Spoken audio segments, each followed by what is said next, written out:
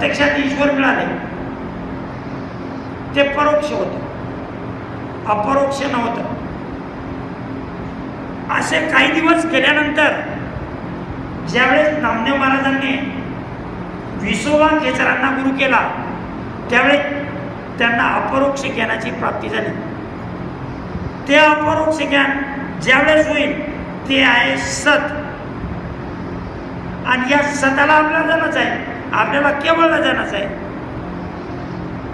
आणि केवळच्या आधी आपण काय करतो, आपण आपल्या मताने चालतो. आता मत असतात फार वेगवेगळे. जिन घाटे जावोय, आता घाटे म्हणजे अर्थात आपल्या घटामध्ये, घटामध्ये अर्थात आलं ते मतामध्ये. आता मतामध्ये पहा, महाराज सांगतात मतज्ञानी माने नाही तत्वादी, मतवादी माने नहीं तत्वादी की बात, और सूरज उगा उल्लवा तो घेण्यादारी. हे झाला मतवाद. आता मतवादी फार असतात. आता मत आणि तत्, आता तत्व आहेत 5 आणि मत आहे 1. माझं मी मत आहे, माझ्यासोबत एक प्रसंगाला पहा, सुंदरसा प्रसंग कथन करतो. सर्वसाधारण साधक होते, ते आले आणि माझ्याकडे येऊन बसले. 4-5 जण बसलेले होते. त्यांनी सांगितलं, महाराज म्हणे जर आपला भाव जर म्हणे कुठल्याही गोष्टीवर असला तिथे ईश्वर प्राप्त होते. म्हटलं चांगली गोष्ट आहे, व्हायलाच पाहिजे. आपला भाव आहे, व्हायला का होणार नाही. म्हणे तुम्ही सांगा म्हणे महाराज या माचीसमध्ये सुद्धा ईश्वर तयार होते म्हणे. म्हटलं 100% होते, त्याच्यात काय विशेष आहे. आता ते 4 जण बसलेले होते. त्यांनी सांगितलं तुम्ही म्हणे त्याला पुष्टी देता म्हणे त्याच्या बोलण्याला, तुम्ही म्हणे खोटं बोलता. आणि मी खोटं बोलत नाही, पुष्टी कशाला देतो, मी तर तत्वावरची गोष्ट करतो. आणि ह्याच्यात कसं ईश्वर होईल म्हणे, हे सांगते म्हणे ईश्वर होईल. अरे म्हणे, अरे म्हटलं मी पहा त्याला पुष्टी देत नाही, मी रिअल गोष्ट सांगतो तत्वाची. आता पहा काय, ही माचीसमध्ये काय, माचीसमध्ये आहेत काळ्या आगपेट्या, आगपेटीमध्ये काय असते, काळी माचीसची. ही माचीसची काळी लावली तर काय होते, आग. आणि आग तयार झाली की अग्नितत्व तयार झालं. अग्नितत्व एक तयार झाला म्हणजे 5 तत्वाचं एक तत्व आलं, म्हणजे ईश्वर आहे की नाही. अरे म्हणे हे तर बरोबर आहे.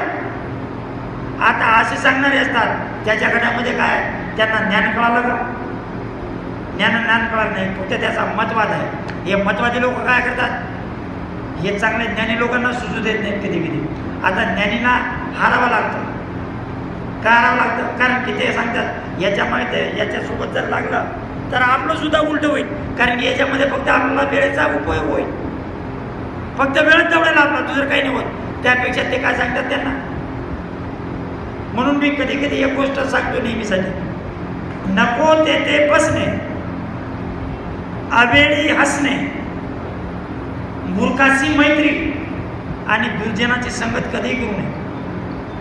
कारण की या प्रत्येक गोष्टीमध्ये आपल्या चांगल्या साधकाचा कधीही घाटाच होतो. संगतीमध्ये घाटा आहे का, नाही, काहीतरी प्राप्त होते. आणि त्या चांगल्या गोष्टी आपण धारण करू शकतो. त्या चांगल्या धारण केल्याने आपला जीवाचा उद्धार सुद्धा होऊ शकतो. आणि या अशा साधकामध्ये जर बसलं तर आपला वेळ गेला तो गेला. आणि त्यांचं तर आहेच आहे, हे झालं मतवाद. मतवादी माने नाही तत्वादी की बात. आता कशा पद्धतीने मानत नाही. आता सूरज उगा उल्लवा, जर सूर्य निघाला असेल तर घुबड मानत नाही दिवस निघाला म्हणून. ती म्हणते की एकदा ते बाप नहीं देखो, बेटा नहीं देखो, ना हुई मुझसे भेंट, और तुम तुम्हारे घर जाओ बोले दुनिया रही सरपेट, दुनिया रही सरपेट, आंधो रोल मचाई, कैद कबीरा सुनो भाई साधु, ज्ञान बिना कुछ पावत नाही. ज्ञान जर असेल तर ठीक, आणि ज्ञान जर नसेल तर ते कामी नाही. म्हणून ज्याच्या घटामध्ये जी गोष्ट उत्पन्न झाली असेल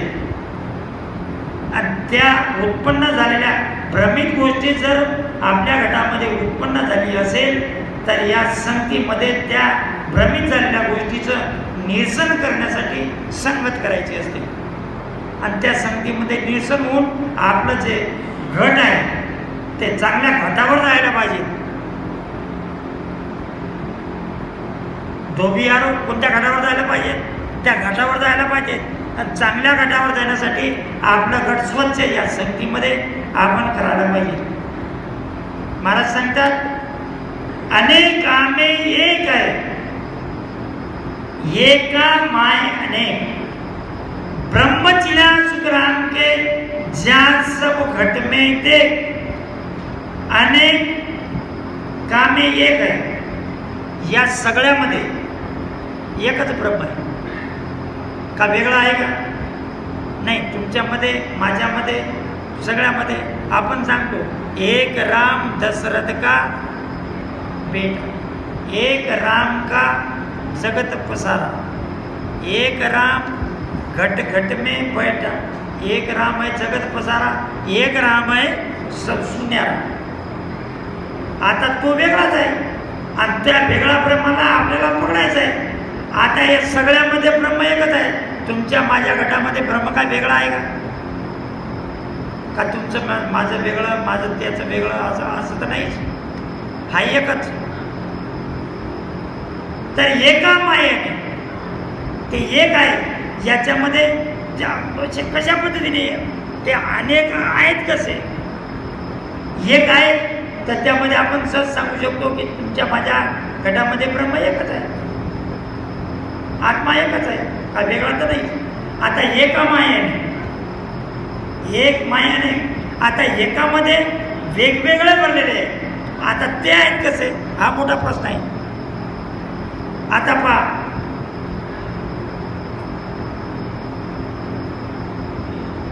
जर आपण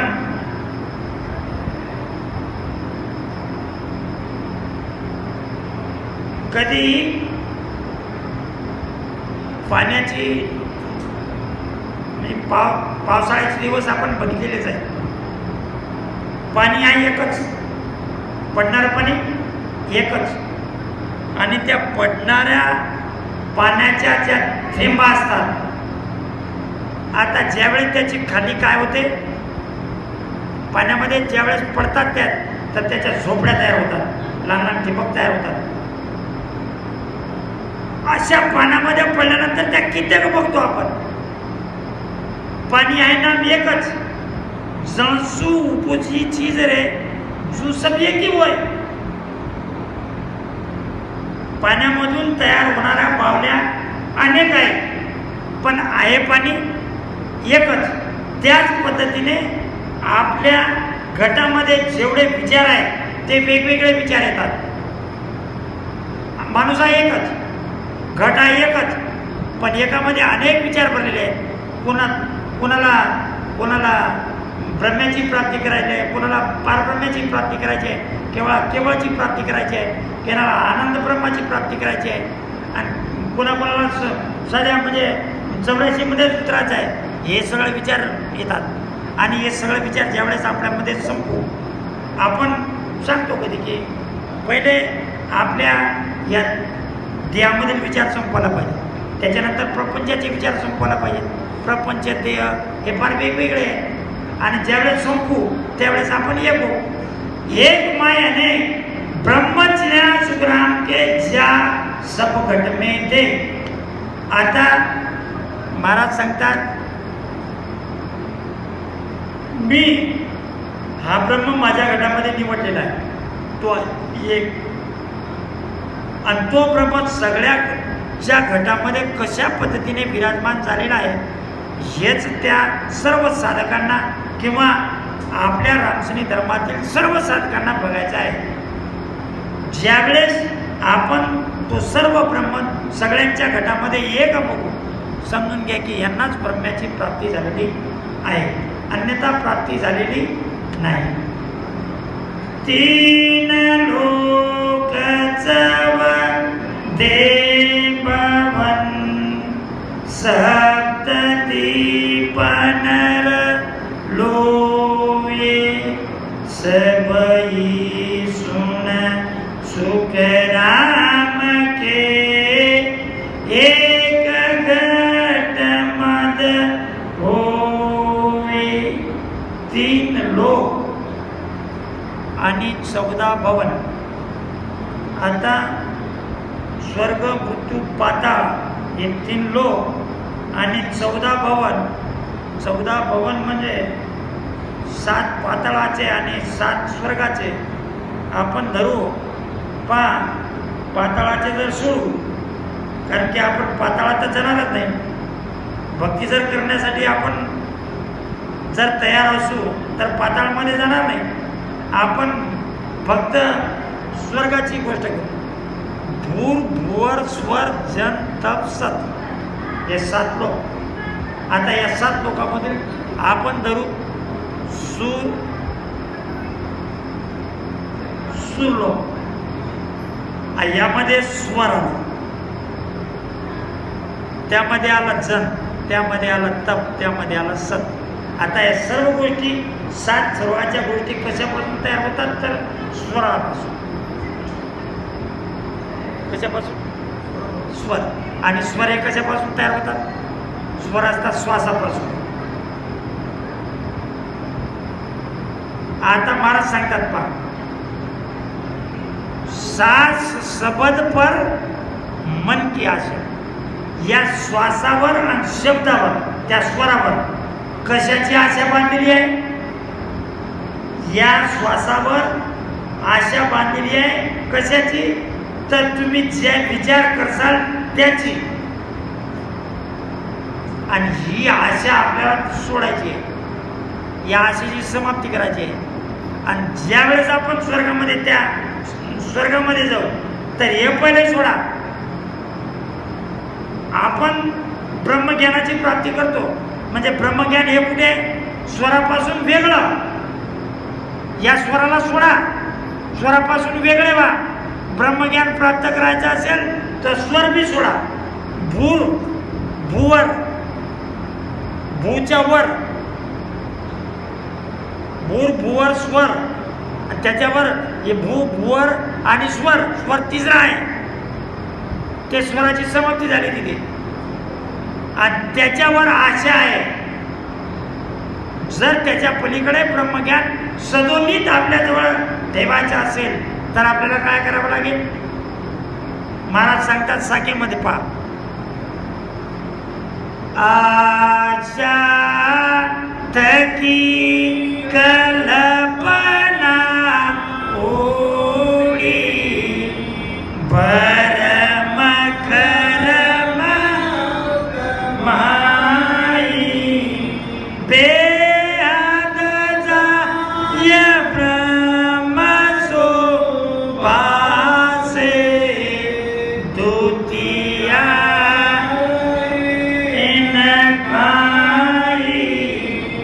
आशा थकी. ज्या स्वरावर आशा उमटत असेल, ज्या श्वासावर आशा उमटत असेल आणि त्या आशेला मला सांगतात त्याला थांब. आणि कल्पना जर कल्पना करतेच कोण? कल्पना मनच करता हो तुमच्या शरीरामध्ये.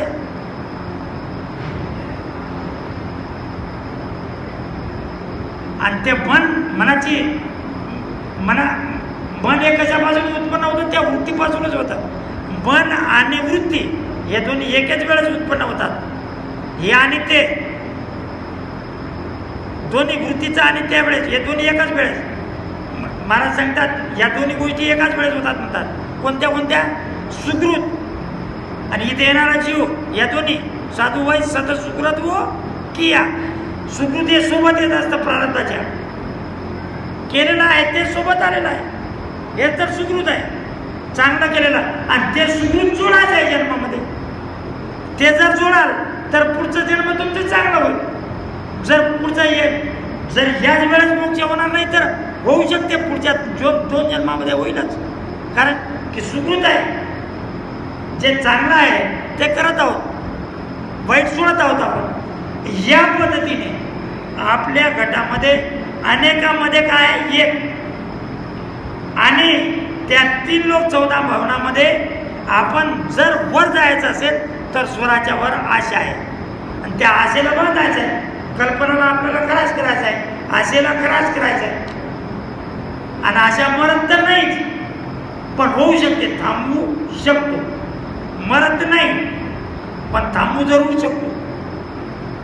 सप्तदीप घट, सप्तदीप नरलोय आणि 7 दीप.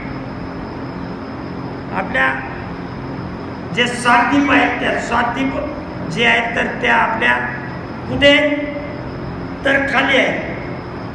त्या 7 दीपाची माहिती महाराजांनी फार वेगळी केलेली आहे. तो जरा विषय जर काढला तर वेळ आपला बराच जाईल त्या 7 दीपामध्ये. तर त्या 7 दीप जे आहेत तर ते आपल्या नाभिस्थानामध्ये त्या नाभीच्या जवळपास किंवा त्या शेषाजवळ हे सर्व सप्तदीप आहे.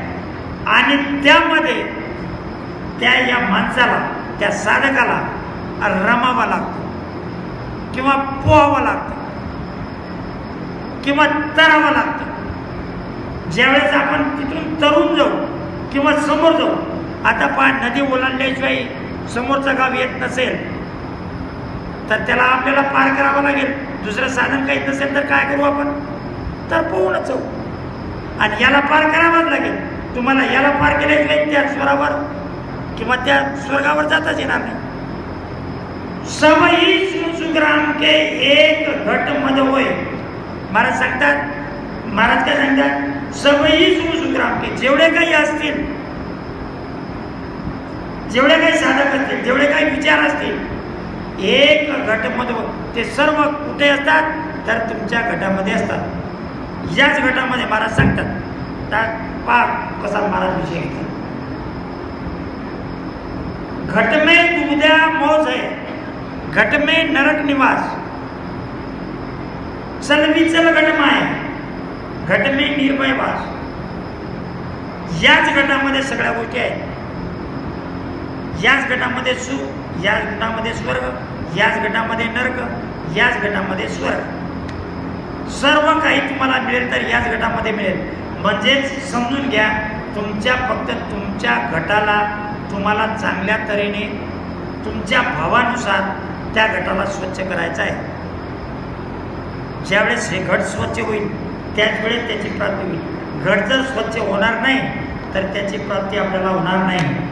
बाहर नर के बद करे मर्यादा सब कोय, बाहर नर के बद करे. जर माणूस बाहेर ज्ञानाच्या गोष्टी कितीही करत असेल, बाहर नर के बद फिरे, किती चांगल्या गोष्टी मी समजा पार म्हणजे मी केवळाच्याच गोष्टी जर सांगत असेल आणि आतमधून जर मोकळाच राहिला असेल तर मला काय, फक्त मी पांडितच करतो.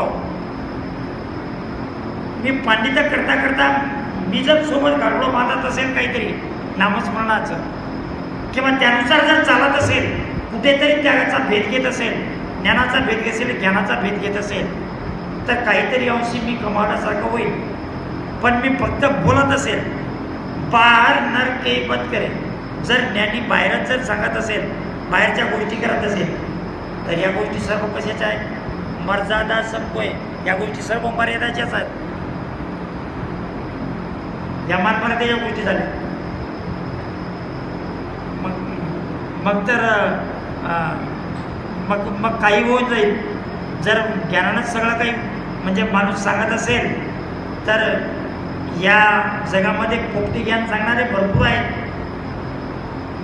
पोपटी ज्ञान सांगणाऱ्याने कधी जमत नाही. आता आपण एकच उदाहरण घेऊ आणि आपण समजून आपला विषय समाप्त झाला. एक सुंदरसं उदाहरण घेतो आणि येथेच विषय समाप्त करतो. पहा, एकदा आपला विषय आहे की ज्ञान सांगणे, ते सांगणारे आणि करणारे याच्यामध्ये फार भेद आहे. जसा सांगणारा तसा जर करणारा असला तर समजून घ्या की ही गोष्ट फार मोलाची आहे आणि हेच करायला पाहिजे. ज्ञानही करा आणि त्यासोबत ध्यानसुद्धा करा. एकदा एक शिकारी होता आणि शिकारी शिकार करण्यासाठी बाहेर जात होता. ज्यावेळेस तो जात होता त्यावेळेस एका झाडावर बरेच पोपट बसलेले होते आणि पोपट बसले असताना ते पोपट गात होते, बोलत होते कि शिकारी आएगा, फांसा डालेगा, दाना डालेगा, चुगना नहीं, पकड़ा कर ले जाएगा. आता एक होता साधू आणि त्या साधूने एक पोपट पाळलेलं होतं. पहिले एक पोपट पाळलेलं होतं, त्याला ही गोष्ट शिकवलेली होती आणि शिकवल्यानंतर त्या साधूला वाटलं की आता हा पोपट शिकला, याला सोडण्यास काही हरकत नाही. त्याने त्या पोपटाला सोडलं आणि सोडल्यानंतर तो झाडावर बसला. बोलता बोलता त्या सर्व पोपटांना त्यांनी हा उपदेश शिकवला. सर्व पोपट शिकून गेले. आता ज्यावेळेस शिकारी आला, तो शिकारी हतबल झाला. त्याला वाटलं की अरे हे एवढे मोठे हुशार पक्षी आपल्याला धरला जाईल का? हे धरू शकत नाही आपण कधीच, पण प्रयत्न करायला काय हरकत आहे. म्हणून त्या साधूने त्याबरोबर त्या झाडाच्या अलीकडे पलीकडे ते फासा राळला. ते सगळे पक्षी त्या पद्धतीची गोष्ट सांगतच होते. आता यांनी तो फासा टाकला आणि बरेच दूर जाऊन बसला. बघता बघता बघता एक पक्षी, दुसरा पक्षी, तिसरा पक्षी, सर्व पोपट त्या फासामध्ये आले आणि ते दाणे चुगत होते. आणि खाता खाता खाता बरेच वेळ झाल्यानंतर त्या साधूला, त्या शिकारीला वाटलं की आता माझ्या भाषेमध्ये हे आलेलेच आहेत. आता आले म्हणून तो उठला आणि आल्यानंतर सगळे पक्षी आले. त्या सर्व पक्ष्याला धरलं आणि धरल्यानंतर त्या सर्व पक्ष्यांना पकडून तो जात होता. तर त्या साधूच्या घराजवळून जात होता. आता त्या साधूचं घर त्या ठिकाणी होतं, त्याच्यामध्ये हा पोपट होता. त्याला सुद्धा त्या पोपटांनी, त्या साधूंनी त्या पोपटाला शिकवलेला उद्देश होता. आता त्याच्या ओळखीचा झाला. आता तिथे गेल्यानंतर त्या साधूंनी विचारलं, अरे का रे बाबा काय चालवलं? म्हणे पोपट चालवले. ते पोपट, अरे हे पोपट म्हणे याच्यातून तर एक हा त्याचा पोपट ओळखीचाच होता. अरे हा पोपट मला देतो का? आता याची 2 रुपये किंमत आहे म्हणे. ठीक आहे, मी तुला 5 रुपयात देऊन टाकतो. ते 5 रुपयात तो पोपट घेतला आणि त्या पोपटाला त्यांनी तो उद्देश विचारला, अरे बाबा भुलला तर नाही ना? नाही म्हणे, मी कसं बोलणार ना म्हणे, मला सगळं पाठ आहे. जे सांगितलं ते आताही पाठ आहे. मी काय बोललो काय म्हणे? बरं बोलून दाखव. तो बोलला कि शिकारी आएगा, फांसा डालेगा, दाना डालेगा, चुगना नहीं, पकड़ कर ले जाएगा. मी काय बोलणारा माणूस थोडी आहे म्हणे, मला पाठ आहे म्हणे. अरे मग ते ज्यावेळेस शिकारी आला त्यावेळेस तू त्याच्यात फसला का? अरे ते म्हणे फक्त शिकवलं होतं, मी करायचं थोडी सांगितलं होतं. मी बोलत गेलो. त्याच पद्धतीने ज्ञान सांगणारा जर ज्ञान सांगत असेल आणि तो स्वतः जर करत नसेल त्या गोष्टीला, तर तो चुकीचं होईल. यासाठी तुम्ही सुद्धा करा. हीच ज्ञानाच्या वरची गोष्ट आहे. ज्ञान ज्ञानाच्या वरची ध्यानाची गोष्ट आहे. ते करायला पाहिजे आणि हे केल्याशिवाय आपल्याला मार्ग साध्य होणार नाही. इथेच आपली वेळ समाप्त झाली आणि माणिजीला आपण इथेच विराम देऊ. सद्गुरू सुब्रमण्य महाराज